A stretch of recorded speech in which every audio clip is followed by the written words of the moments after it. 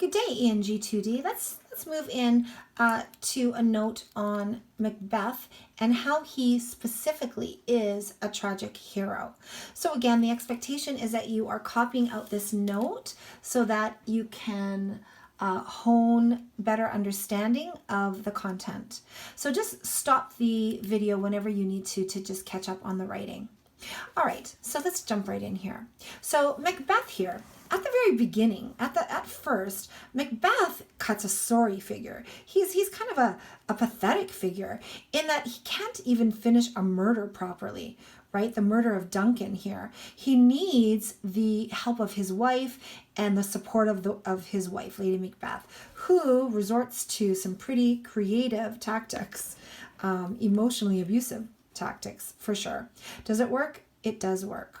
So again, he is kind of a sorry figure at the very beginning, a sorry character, a pathetic character, in that his wife can emotionally abuse him and he doesn't want to actually, he can't even finish it properly. He leaves, he brings the swords with him and she's got to fix it. So yeah, at first, a little bit of a pathetic character. But as he embarks on his evil enterprise, right, spurred on by great ambition, which we know is his tragic flaw, his hamartia, his evil grandeur grows, and it does. He actually evolves into what everybody in the country views as a tyrant. He is spurred on by fear, while everybody else is completely paralyzed. By the murder, he isolates himself from humanity. Now, this is an important point, right? We spoke previously about Machiavellianism and the ability to do whatever it takes to get what you want. So by doing that, by being Machiavellian, he is isolating himself from humanity, from being a human. He definitely declines into some kind of a monster, a heartless, cruel monster. The murder of Macduff's family, certainly establishes this decline. Eventually, he's known as a tyrant. He fears and suspects everybody except his wife. He seeks the witches for a second time, welcoming even more chaos and disorder to his land, just so long as he is satisfied. So again here, he doesn't care about what happens to the rest of the country or the world even. He says, tell me what I have come here to find out.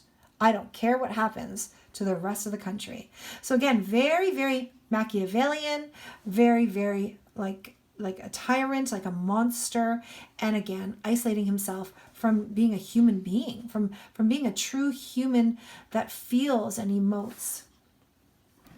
He plunges himself further along his path of destruction. So again, remember, we mentioned earlier that for the Elizabethans, essential good is wasted. So again, innocent blood is being spilled. So definitely a path of destruction, severing himself even more from the bond of humanity that binds all men. So we'll talk maybe a little bit later about, do we think he is a sociopath? Well, as I said, we'll talk about this a little bit later.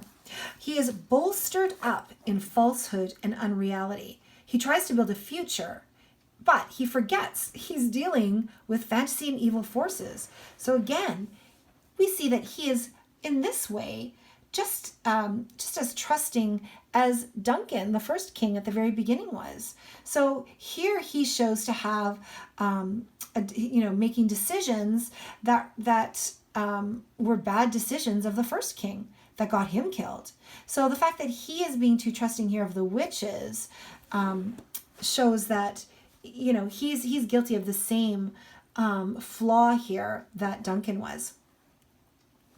Now these witches again they're fantastical and certainly evil. The rendition of them here is definitely evil. They have no reason to do good for him. Why would he trust them? Well, the reason is because he so very badly wants to, right? The witches say, and we know that humans' chiefest enemy is their security, right? Their need for security. And so he has his security bolstered here by the witches, and he doesn't allow himself to look into any ulterior motives because he just is so blinded by the opportunity and his lust for power. The success of the witches the success the witches foretell is as illusionary as they are. So again, a lot of appearance versus reality. The witches kind of glide in and out of the dimension, right? They just poof, disappear. So they are illusionary. And the success that they hint at is just as illusionary. It is appearance versus reality. They appear to be telling the truth. They appear to be real. But are they? The truth they tell, we know certainly isn't. It is equivocation. The predictions they make, the prophecies are half-truths, right? Examples of equivocation. He is maddened by the possibility of Banquo's heir succeeding to the throne. Right, now this little bit here is an example of how he has isolated himself even further from humanity. He kills his best friend because he doesn't, and he tries to kill his son because he doesn't want to lose his power and position. Again, an example of cold-hearted Machiavellianism, doing whatever he has to do to get his end result, to keep himself safe on his throne. The Weird Sisters are the Fates, telling his future. So the Fates, again, the Maori, or the three Fates that are in charge of cutting the cord of somebody's life. So they are in charge of his future, and not just his future, his life. They are also symbols, though, of the tormented souls who delude and madden him. Yeah. The reader must admire his unwillingness to give up. So we talked previously about how, for Shakespeare, his tragic hero still must remain great. Some shred of greatness must still remain, so that he is not just, a bad man being justly served, but something to be pitied.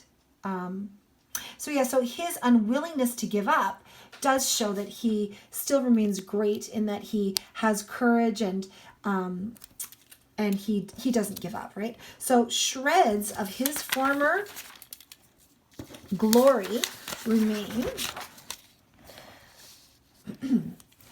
And he explains this: I have almost forgot the taste of my fears. So when he was a general in the army, he did feel emotions. He felt fear. He felt, anger and all of those things. But at this point, he feels nothing. Again, reminiscent of a sociopath that apparently is not capable of any real true emotion. So again, getting at the point that he is this, he is able to hold on to some level of greatness. He is willing to face death when he openly identifies himself with evil at the end. He can face the world fearlessly and does not appear as evil anymore. Now again, this is debatable, right? People can debate this. But, most people tend to view him by the end as some kind of a victim of the witches. If Macbeth had not encountered the witches, would he have killed Duncan and, had this great reign of terror? Probably not, right? Hope is brought to Scotland by Malcolm's army. Again, we have here the true heir to the throne. And again, by Malcolm invading, we see that the chain of being is set back in place, right? Which means that peace can finally be brought back to Scotland. Okay, so Macbeth as the tragic hero. He is a confused tyrant, trying to win back his integrity. So near the end here, this is what we're talking about. He is confused because he is believing in the witches, and he is battling with his own internal conflict, right? Should I believe the witches or not, right? Trying to win back his integrity. So at the very end, he says, I have lived long enough. My way of life is fallen into the sear, the yellow leaf. So what he's talking about here is that he realizes, this is part of his anagnorisis, realizing how his decisions have connected him to this web of fate, his destiny, because of how entangled he got with the witch's predictions, right? So part of his moment of anagnorisis, realizing who he really is and what's going to happen to him because of his decisions. So again, remember we said the tragic hero needs to remain great in some way.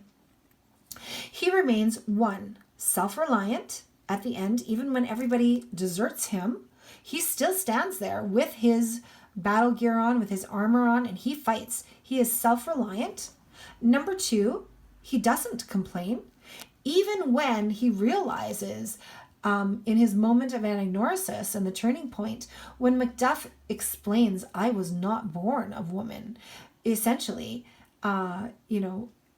technically not being born of woman, likely meaning he was born by cesarean section. So even at this moment of anagnorisis, when Macbeth realizes that he has been duped, he has been too trusting when he should not have. He does not complain. He does not complain. He moves forward courageously.